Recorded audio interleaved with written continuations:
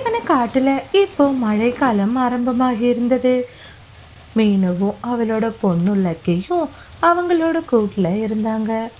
அம்மா, இந்த மழைக்கு இதமா ஏதாச்சும் சூடா சாப்பிட்டா நல்லா இருக்கும்னு தோணுதுமா. தங்கம், அம்மா வேணும்னா உனக்கு பஜ்ஜி செஞ்சு தரட்டுமா? அதெல்லாம் வேணாம்மா, எனக்கு சூடா நூடுல்ஸ் சாப்பிடணும் போல இருக்கு. என்னடா, நூடுல்ஸ் பாக்கெட் தீர்ந்து போயிருச்சே. சரி விடு, அம்மா போய் வாங்கிட்டு வரேன். அது வரைக்கும் நீ பத்திரமா இருக்கணும். பிறகு அங்கிருந்து மீனுக்குருவி நூடுல்ஸ் வாங்கறதுக்காக போனா. நூடுல்ஸை வாங்கிட்டு வர்ற வழியில பயங்கரமான ஒரு சத்தம் ஒன்று கேட்டுச்சு. காப்பாத்துங்க, காப்பாத்துங்க, யாராச்சும் இருக்கீங்களா? தயவு செஞ்சு எனக்கு உதவி பண்ணுங்க. பிறகு அந்த சத்தம் வர்ற திசையை நோக்கி பறக்க ஆரம்பிச்சா. அங்க ஒரு வயசான பாட்டி குளிரில் நடுங்கினபடியே நின்றுட்டு இருந்தாங்க. என்னாச்சு பாட்டி, உங்களுக்கு என்ன உதவி வேணும்? பறவையே, எனக்கு பக்கத்து ஊருமா. இங்க என்னோட பேரனை பார்க்கறதுக்காக வந்தேன். சீக்கிரமா இருட்டுறதுக்குள்ள வீட்டுக்கு போகணும்னு இந்த காட்டு வழியா வந்தேன்.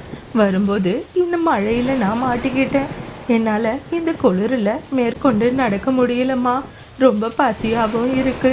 தயவு செஞ்சு என்னோட பசியை தீர்க்கறதுக்கு கொஞ்சம் உதவி பண்ணுமா. அந்த பாட்டி உதவின்னு கேட்டதும் மீனுக்குருவி தன்னோட பொண்ணுக்காக வாங்கிட்டு போன நூடுல்ஸை எடுத்து அந்த பாட்டி கிட்ட கொடுத்தா. ரொம்ப பசியோடு இருந்த அவங்க அதை மொத்தமும் சாப்பிட்டாங்க. ரொம்ப நன்றிம்மா, நீ மட்டும் வரலன்னா பசியில் நான் இறந்தே போயிருப்பேன். பரவாயில்ல பாட்டி, பக்கத்தில் ஒரு குகை இருக்கு. அந்த குகையில் போய் நீங்கள் தங்கிக்கோங்க. இன்னைக்கு ராத்திரி முழுக்க அங்கே உங்களுக்கு பாதுகாப்பாக இருக்க முடியும். என்னதான் பறவையா இருந்தாலும் எனக்கு நீ இந்த அளவுக்கு உதவி பண்ணியிருக்க. உனக்கு நான் ஏதாச்சும் கைமாறு செய்யணும்னு நினைக்கிறேன். ஆனா என்கிட்ட கொடுக்கறதுக்கு இப்போ ஒண்ணுமே இல்லை. இந்த விதைகள் மட்டும்தான் இருக்கு. இந்த விதைகள் என்னோட தோட்டத்திலிருந்து எனக்கு கிடைச்சது. இதை நீயே வச்சுக்கோ அப்படின்னு சொல்லி அந்த விதைகளை மீனுக்குருவி கிட்ட கொடுத்தது. மீனுக்குருவியோ அந்த விதைகளை வாங்கிட்டு மறுபடியும் அவளோட வீட்டை நோக்கி பறந்து வந்தா. என்னம்மா, நூடுல்ஸ் வாங்கிட்டு வரேன்னு போனீங்க, இப்ப வெறுசா வந்திருக்கீங்க? தங்கோ, காட்டுல ஒரு வயசான பாட்டியை பார்த்தம்மா. அவங்க ரொம்ப பசியில நடுங்கிட்டு இருந்தாங்க அப்படின்னு சொல்லி நடந்த எல்லா விஷயத்தையும் மீனு சொன்னா. சரிம்மா, நீங்க அவங்களுக்கு உதவி தானே பண்ணிருக்கீங்க. எனக்கு இதுல எந்த வருத்தமும் இல்லை அப்படின்னு சொல்லி மீனுவோட பொண்ணு பேசினா. இதை கேட்டு மீனுக்கு ரொம்பவே சந்தோஷமா இருந்தது. பிறகு வீட்டில் இருக்கிற பழங்களை எடுத்து தன்னோட பொண்ணுக்கு கொடுத்தா. அவளும் அதை ரொம்ப சந்தோஷமா சாப்பிட்டுட்டு படுத்து தூங்குனா. பிறகு மறுநாள் காலையில பொழுதும் விடிஞ்சது. லக்கிமா, அம்மா நைட்டு இதை உன்கிட்ட சொல்லணும்னு நினைச்சேன். காட்டுல அந்த பாட்டியை பார்த்தேன்ல, அவங்க எனக்கு ஒரு விதையை கொடுத்தாங்க. இதை நம்ம வீட்டு வாசல்ல நட்டு வைக்கலாம். கண்டிப்பா இது ஒரு நாளைக்கு நம்மளுக்கு ரொம்பவே பயன்படும். பிறகு மீனுவும் லக்கியும் சேர்ந்து அந்த விதைகளை மண்ணுல புதைச்சு வச்சாங்க. மீனு குருவி காட்டுக்குள்ள பறக்க ஆரம்பிச்சது. சாயங்கால பொழுதும் வந்தது. மீனு உணவை எடுத்துக்கிட்டு அவளோட வீட்டுக்கு வந்தா. என்ன இது, நம்ம வீட்டு வாசல்ல இவ்ளோ பெரிய மரம் ஒண்ணு வளர்ந்து நிக்குது. அம்மா, ஆமாம்மா, உங்ககிட்ட நான் இதை சொல்லணும்னு ரொம்ப நேரமா காத்துட்டு இருக்கேன். நாம நட்டு வச்சோம்ல, அந்த விதையில இருந்துதான் இவ்வளவு வேகமா மரம் வளர்ந்துருக்கு. என்னடா தங்கம் சொல்ற? காலையில தானே நாம அந்த விதைய ஊனணும். அதுக்குள்ள எப்படி மரம் வந்திருக்கோம்? அதாம்மா எனக்கும் தெரியல. எனக்கு என்னமோ இந்த விதைகள் மந்திர விதைகள்னு தோணுது. ஆமா லக்கி, நீ சொல்ற மாதிரி அது உண்மையாலுமே மந்திர விதைதான். அதனாலதான் இவ்வளவு சீக்கிரமா வளர்ந்துருக்கு. பிறகு மறுநாள் காலையில பொழுதும் விடிஞ்சது. மீனும் லக்கியும் அந்த மரத்தை பார்த்து ரொம்பவே அதிர்ச்சியாகி நின்னாங்க. அந்த மரத்துல நிறைய நூடுல்ஸ் காய்ச்சி தொங்குனுச்சு. இத பார்த்து மீனும் லக்கியும் ரொம்பவே அதிர்ச்சியானாங்க. அம்மா, என்ன இது ஆச்சரியம்! மரத்துல போய் நிறைய நூடுல்ஸ் காய்ச்சிருக்கேன். நான் இது வரைக்கும் இந்த மாதிரி ஒரு மரத்தை பார்த்ததே இல்ல. அப்படின்னா நான் நேத்தி பார்த்தது உண்மையாலுமே ஒரு வனதேவதைய தானா? அவங்க என்ன சோதிச்சு பார்க்க தான் வந்திருக்காங்க. நல்ல வேலை, நான் அவங்களுக்கு எப்பையும் போல உதவி செஞ்சுட்டேன். அதனாலதான் அவங்க எனக்கு இப்படி ஒரு கைமாற செஞ்சுட்டு போயிருக்காங்க. ஆமாம்மா, நேத்தி கூட எங்க சார் இததான் சொன்னாங்க. நாம கைமாறு பார்க்காம செய்யற சின்ன உதவி கூட நமக்கு ஒரு நாள் பெரிய பலனை தரும்னு. நேத்து நீங்க அந்த பாட்டிக்கு பசிக்கு உதவி செஞ்சீங்க பாருங்க, அவங்க நமக்கு எவ்வளவு பெரிய நன்மையை செஞ்சுட்டு போயிருக்காங்கன்னு அப்படின்னு லக்கி சொன்னா.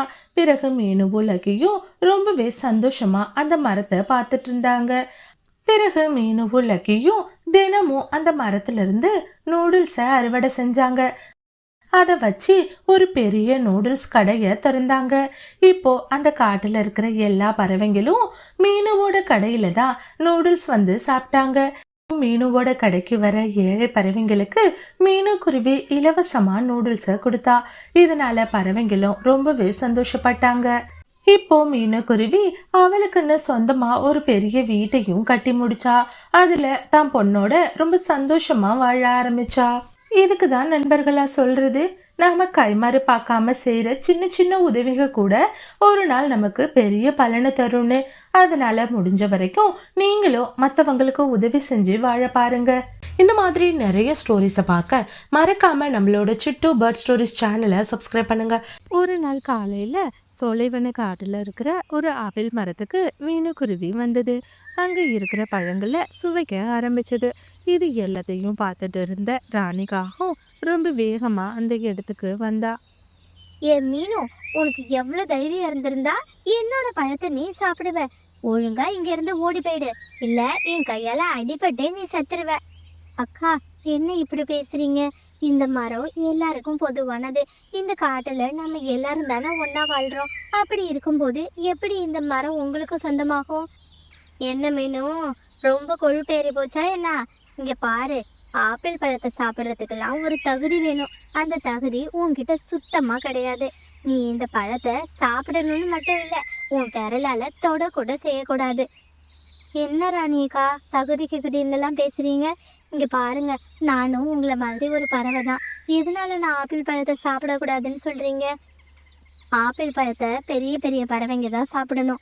உன்ன மாதிரி சின்ன சிட்டுக்குருவியெல்லாம் சாப்பிடக்கூடாது. இந்த பழத்தை நீ சாப்பிட்றது மட்டும் அந்த கழுகு ராஜாவுக்கு தெரிஞ்சிச்சுன்னு வச்சுக்கோ, உன்னை காட்டை விட்டு துரத்தி அனுப்பிடுவாரு. ஒழுங்கா இங்கேருந்து ஓடிடு, அவ்வளோதான் நான் சொல்லிட்டேன் அப்படின்னு சொல்லி ரொம்ப கோபமா ராணிக்காகவும் பேசினுச்சு. இது எல்லாத்தையும் கேட்டு மனசு வருத்தப்பட்டு மீனுக்குருவி அந்த இடத்துல இருந்து வேற இடத்துக்கு பறக்க ஆரம்பிச்சிச்சு. கொஞ்ச தூரம் பறந்து வந்தது. அங்க ஒரு மரத்துல நிறைய வாழைப்பழங்கள் இருக்கிறத அது பார்த்தது. உடனே அந்த பழத்துக்கு பக்கத்துல போணுச்சு. இது எல்லாத்தையும் தன்னோட வீட்டுக்குள்ள இருந்த கபூதர் பார்த்துட்டு இருந்தா. என்ன இது, இந்த குருவி நம்மளோட வாழை மரத்துக்கு வந்திருக்கு, பழங்களை தான் சாப்பிட வந்திருக்குன்னு நினைக்கிறேன். இதை நாம சாப்பிட விடக்கூடாது அப்படின்னு மனசுக்குள்ள நினைச்ச கபூதர் பிறகு அந்த இடத்துக்கு வந்தது. என்ன மீனு, என்னோட தோட்டத்துல நீ என்ன பண்ற? அண்ணா, எனக்கு ரொம்பவே பசியா இருக்கு. என் குழந்தைங்களும் 2 நாளா எந்த பழங்களுமே சாப்பிடாம இருக்காங்க. தயவு செஞ்சு ஒரே ஒரு வாழைப்பழத்தை மட்டும் என்னை எடுத்துக்கிறதுக்கு அனுமதிங்கண்ணா. என்ன மீனு, இப்படி எல்லாம் கெஞ்சி பேசுற? இங்க பாரு மீனு, இந்த மரம் என்னோடது கிடையாது. இந்த மரத்துக்கு நான் காவல் மட்டும்தான் காக்குறேன். இந்த மரத்தோட சொந்தக்காரரு இந்த கழுகு ராஜா தான். நீ இந்த பழத்தை சாப்பிட்டேன்னு தெரிஞ்சிச்சுன்னா அவரு உன்னோட சேர்த்து என்னையும் கொண்டு போட்டுருவாரு.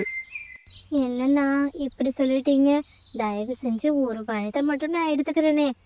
மீனு, நான் சொல்றத சொல்லிட்டேன், அதுக்கு மேல உன்னோட விருப்பம். சரிண்ணா, என்னால கழுகுலாம் எதிர்த்து சண்டை போட முடியாது. என் குழந்தைங்களுக்கு வேற எங்கேயாச்சும் உணவு கிடைக்குதான்னு நான் தேடி பார்க்குறேன். மீனுக்குருவி அங்கிருந்து பறக்க ஆரம்பிச்சிச்சு. கொஞ்ச தூரம் வந்த மீனுக்குருவி அங்க இருக்கிற நெல் வயலை பார்த்தது. அதுல இருந்து சில தானியங்களை எடுத்துக்கிட்டு தன்னோட வீட்டுக்கு பறந்து வந்தது. என்னம்மா, இன்னைக்கும் நெல்மணிகளை கொண்டுட்டு வந்திருக்கீங்க? உங்ககிட்ட நாங்க இனிப்பான பழங்கள் தானே கேட்டேன். அம்மா இனிப்பான பழங்களை நிறைய பார்த்தேன். ஆனா அதை எதையுமே அந்த பறவைங்க என்ன எடுத்துட்டு போக அனுமதிக்கல. என்ன பழம் சாப்பிட தகுதி இல்லைன்னு சொல்லி பறவைங்க எல்லாம் துரத்தி அடிச்சிட்டாங்க. நம்மளோட மதிப்பு புரியாத இடத்துல நாம இருக்கிறது ரொம்பவே தப்பு. ஆமா லக்கி, நான் கூட வர வழியெல்லாம் அதை பத்தி தான் யோசிச்சுட்டு வந்தேன். பேசாம நம்ம இந்த காட்டை விட்டு வேற எங்கேயாச்சும் போயிடலாம். பிறகு அங்கிருந்து வேற ஒரு காட்டை நோக்கி பறக்க ஆரம்பிச்சாங்க. கொஞ்ச தூரம் வந்ததுக்கு அப்புறமா மீனுக்குருவி சுந்தரவன காட்டை பார்த்தா. அங்க இருக்கிற ஒரு குகையில அவ வாழ ஆரம்பிச்சா. இந்த மாதிரி நிறைய ஸ்டோரிஸை பார்க்க மறக்காம நம்மளோட சிட்டு பேர்ட் ஸ்டோரிஸ் சேனலை சப்ஸ்கிரைப் பண்ணுங்க. இப்படியே நாட்களும் நகர்ந்தது. கொஞ்ச நாள்லயே சோலைவன காட்டுல கடுமையான பனிப்பொழிவு ஏற்பட்டுச்சு. அதனால பறவைங்க எல்லாம் ரொம்பவே குளிரில் நடுங்க ஆரம்பிச்சாங்க. ஐயோ, என்ன இந்த பனி இருக்க இருக்க ரொம்ப மோசமாகிக்கிட்டே இருக்கு. இந்த அளவுக்கு பனி பொழிஞ்சா நாம எங்கன்னு போய் உணவு எடுக்க முடியும்? ராணிக்காகம் ரொம்பவே வருத்தப்பட்டுச்சு. பிறகு மனசுல தைரியத்தை வர வச்சுக்கிட்டு தன்னோட பசியை போக்குறதுக்காக கூட்டுல இருந்து வெளியில வந்தது. எங்க தேடியும் அதுக்கு எந்த ஒரு உணவுமே கிடைக்கல. பிறகு ரொம்ப தூரம் வந்ததுக்கு அப்புறமா ராணிக்காகத்தோட கண்ணுல ஒரு ஆப்பிள் பழம் பட்டுச்சு. உடனே அது பக்கத்துல அது பறந்து போணுச்சு. அதை சாப்பிடலான்னு நினைக்கும் போது அந்த நேரம்னு பார்த்து அங்க அந்த கபூதர் வந்தது. என்ன நினைச்சிட்டு இந்த பழத்தை நீ சாப்பிட வந்திருக்க? இது என்னோட பழம். ஒழுங்கா இங்க இருந்து ஓடி போயிடு. ஒழுங்கு மரியாதையா என்ன இது சாப்பிட விடு, இல்லைன்னா நான் உன்னை அடிச்சே கொன்னுடுவேன். அப்படின்னு சொல்லி பறவைங்க ரெண்டு பேரும் ரொம்ப கடுமையா வாக்குவாதத்துல ஈடுபட்டாங்க. அந்த நேரம்னு பார்த்து அந்த இடத்துக்கு மிட்டு கிளி வந்தது. என்ன நண்பர்களா, உங்களுக்கெல்லாம் இப்போ என்ன ஆச்சு? இந்த கடுமையான குளிர்ல உட்காந்துட்டு இப்படி சண்டை போட்டுட்டு இருக்கீங்க. நீயே கேளுமிட்டோ, இந்த பழத்தை நான் தான் முதல்ல பார்த்தேன். அப்படின்னா இது எனக்கு தானே சொந்தம். கபூதர் என்னன்னா நான் இதை சாப்பிடக்கூடாது அப்படின்னு சொல்லுது. இங்க பாருங்க, இந்த ஒரு பழத்தை சாப்பிட்றதுனால இப்போ உங்க ரெண்டு பேரோட பசியுமே தீர போறது கிடையாது. நீங்க இதை விட்டுட்டு நாம எப்படி உயிர் பிழைச்சு வாழ்றதுன்னு யோசிங்க. நாளுக்கு நாள் இந்த காட்டுல பனிப்பொழிவு ரொம்பவே அதிகமாயிட்டு இருக்கு. இதே மாதிரி போணுச்சுன்னா அப்புறம் ஒருத்தருக்கு ஒருத்தர் உணவு கிடைக்காம நம்மளை நாமளே அடிச்சு சாப்பிடுற நிலைமை வந்துடும். ஒழுங்கா நம்ம உயிர் தப்பிக்கணும்னா இந்த காட்டை விட்டுட்டு வேற ஒரு காட்டுக்கு தான் நம்ம போயாகணும். நம்ம வேற காட்டுக்கு போறதுன்னு முடிவாயிடுச்சு. தாமதிக்காம வாங்க, உடனே நம்ம வேற ஒரு காட்டை நோக்கி போகலாம். அப்படின்னு பேசின பறவைங்க 3 பேரும் சேர்ந்து வேற ஒரு காட்டை நோக்கி பறக்க ஆரம்பிச்சாங்க. பறவைங்க 3 பேரும் சேர்ந்து மேலுக்குருவி இருக்கிற அந்த சுந்தரவன காட்டுக்கு வந்தாங்க. புதர், அங்க பாரு, அந்த குகையிலிருந்து ஏதோ உணவு சமைக்கிற வாசம் வருது. வாங்க, நம்ம போய் அங்க உணவு கிடைக்குதான்னு பார்க்கலாம். இந்த மாதிரி நிறைய ஸ்டோரிஸை பார்க்க மறக்காம நம்மளோட சிட்டு பேர்ட் ஸ்டோரிஸ் சேனலை சப்ஸ்கிரைப் பண்ணுங்க. நாங்க எல்லாரும் சோலைவன காட்டுல இருந்து வரோம். ரொம்ப பசியா இருக்கு. தயவு செஞ்சு ஏதாச்சும் உணவு கொடுங்க. அப்பதான் நாங்க உயிர் பிழைக்க முடியும். என்ன பறவைங்களா, என்கிட்ட வந்து இப்படி கெஞ்சுறீங்க? நான் யாருன்னு உங்களுக்கு தெரியலையா? நான் தான் மீனு. என்ன அங்க இருந்து உணவு கொடுக்காம தகுதி தராதர இல்லைன்னு சொல்லி அடிச்சு தருத்துனீங்க. இப்ப எந்த மூஞ்ச வச்சுக்கிட்டு என்கிட்டயே வந்து உதவி கேக்குறீங்க? என்னது, மீனுவா? ஆமா, நான் மீனுதான். அங்க இருந்து வந்தனா இந்த காட்டுல தான் வாழ்ந்துட்டு இருக்கேன். மீனு, தயவு செஞ்சு எங்களை பழி வாங்கிடாத மீனு. எங்க உயிர் எல்லாம் இப்போ உன்னோட கையில தான் இருக்கு. நாங்க சாப்பிடாம ரொம்பவே மெலிஞ்சு போயிட்டோம். தயவு செஞ்சு எங்களுக்கு உணவு கொடுத்து எங்க உயிரை காப்பாத்து மீனு. அப்படின்னு சொல்லி பறவைங்க கெஞ்ச ஆரம்பிச்சாங்க. மனசு இறங்குன மீனுக்குருவி பிறகு பறவைங்க 3 பேரையும் அவளோட குகைக்குள்ள கூப்பிட்டா. பிறகு மீனுக்குருவி அவகிட்ட இருக்கிற தானியங்களையும் பழங்களையும் அந்த பறவைங்களுக்கு கொடுத்தா. ரொம்பவே பனிப்பொழிவுல கஷ்டப்பட்டு வந்த பறவைங்க இலைப்பாடுறதுக்கு நெருப்பு மூட்டி அவங்கள ரொம்பவே கதகதப்பா வச்சுக்க உதவி பண்ணினா. இது எல்லாத்தையும் பார்த்து பறவைங்க ரொம்பவே வெட்கப்பட்டாங்க. மீனு, தயவு செஞ்சு என்ன மன்னிச்சிரு மீனு. நான் உனக்கு சாப்பிடவே தகுதி இல்லைன்னு சொல்லி உன்னை திருத்திட்டேன். ஆனா இப்போ என்னோட உயிர் பிழைச்சது ஒன்னாலதான். இப்பதான் எனக்கு புரியுது, நாம எப்பவும் ஒரே மாதிரி நிலைமையில இருப்போம்னு சொல்லி நம்மளை விட வறுமையா இருக்கவங்களை கேவலப்படுத்த கூடாது. அப்படி கேவலப்படுத்தணும்னா அந்த கடவுள் நமக்கும் அதே நிலைமைய கூடிய சீக்கிரம் கொடுப்பாருன்னு. மீனு, என்ன இருந்தாலும் உனக்கு ரொம்பவே பெரிய மனசு மீனு. அதனாலதான் நீ எங்க எல்லாருக்கும் உதவி செஞ்சிருக்க. இனியிலிருந்து நாங்க யாருமே யார் கூடவும் வேற்றுமைய பார்க்க மாட்டோம். எல்லாரும் சமம்னு சொல்லி வாழ பழகுறோம். அப்படின்னு சொல்லி மீனுவுக்கு நன்றி சொன்னாங்க. மீனு இதை கேட்டு ரொம்பவே சந்தோஷப்பட்டா. அன்னையிலிருந்து பறவைங்க எல்லாருமா சோலைவன காட்டுலையும் சுந்தரவன காட்டுலையும் பருவநிலைக்கு ஏத்த மாதிரி மாறி மாறி அவங்களோட வாழ்க்கைய வாழ ஆரம்பிச்சாங்க. இந்த மாதிரி நிறைய ஸ்டோரிஸை பார்க்க மறக்காம நம்மளோட சிட்டு பேர்ட் ஸ்டோரிஸ் சேனலை சப்ஸ்கிரைப் பண்ணுங்க. காட்டுல கடுமையான வறட்சி ஏற்பட்டிருந்தது. அதனால காட்டுல இருக்கிற பறவைங்க எல்லாரும் உணவு கிடைக்காம ரொம்பவே கஷ்டப்பட்டாங்க. அந்த வறட்சியான காலத்துலயும் அபூர்வமான ஒரு மாமரத்துல நிறைய மாம்பழங்கள் பழுத்திருந்தது. அந்த மாம்பழங்களையே உணவாக்க நிறைய பறவைங்க அந்த மரத்தை தேடி பயணம் பண்ணாங்க. இந்த மாதிரி ஒரு நாள் காலையில மீனு குருவியும் அந்த அதிசய மாம்பழத்தை தேடி பறக்க ஆரம்பிச்சா. ஒரு காகம் அந்த மாமரத்து மேல உட்கார்ந்து அத காவல் காத்துக்கிட்டே இருந்தது. ஏய் குருவியே, எதுக்காக நீ இங்க வந்த? இங்க பாரு, இந்த மாமரம் இன்னையில இருந்து எனக்கு தான் சொந்தம். இதுல இருக்கிற எந்த பழங்களையும் ஒண்ணு நான் பறிக்க விட மாட்டேன். தயவு செஞ்சு எனக்கு நீங்க கொஞ்சம் உதவி பண்ணுங்க. என்னோட குழந்தை ரொம்பவே பசியில துடிச்சு போறா. அவளுக்காக ஒரே ஒரு மாம்பழங்களை மட்டும் எனக்கு கொடுங்க. இந்த மாம்பழத்தை நான் யாருக்காகவும் தரமாட்டேன். இப்பதான் இங்க இருக்கிற எல்லா பறவைங்களையும் அடிச்சு நான் துரத்துனேன். ஒழுங்கு மரியாதையா ஓடிடு. அப்படி இல்லைன்னா அந்த பறவைங்களை அடிச்ச மாதிரியே உன்னையும் நான் அடிச்சு துரத்திடுவேன். இத கேட்டு மீனு குருவி ரொம்ப கவலையோட அங்கிருந்து பறந்து வந்தா. அங்கிருந்து வந்த மீனு ஒரு கள்ளி செடி பக்கத்துல உட்கார்ந்து அவளோட நிலைமைய நினைச்சு அழ ஆரம்பிச்சா. கடவுளே, எதுக்காக எங்களுக்கு இப்படி ஒரு கஷ்டத்தை கொடுத்த? இந்த காட்டுல இருக்கிற எல்லா பறவைங்களும் அன்றாட சாப்பாட்டுக்கு ரொம்ப அவதிப்படுறாங்க. தயவு செஞ்சு மழை பொழிவை கொடுத்து எங்க காட்டை மறுபடியும் பசுமையாக்கு. அப்படின்னு சொல்லி கடவுளை வேண்டி அழுதுட்டு இருந்தா. இது எல்லாத்தையும் அந்த கள்ளி செடி காதுல வாங்கிட்டு, பறவையே, நீ அழறத பாக்குறப்போ எனக்கு ரொம்பவே கவலையா இருக்கு. இங்க பாரு, என்னால உனக்கு சுவையான பழங்களை கொடுக்க முடியாது. ஆனா உனக்கு தாகமா இருக்கும்போது என்னால தண்ணீரை கொடுக்க முடியும். மத்த பறவைங்க கூட இந்த வறட்சி காலத்துலயும் யாரு கூடவும் உணவுப் பொருட்களை பகிர்ந்துக்க மாட்றாங்க. ஆனாலும் நான் அழறத பார்த்து நீ உன்னோட தண்ணீரையே எனக்கு தர்றேன்னு சொல்ற. உண்மையாவே உன்ன மாதிரி ஒரு நண்பன் கிடைக்க நான் கொடுத்து வச்சிருக்கணும். ஆனா இப்போதைக்கு எனக்கு உன்னோட உதவி தேவையில்லை.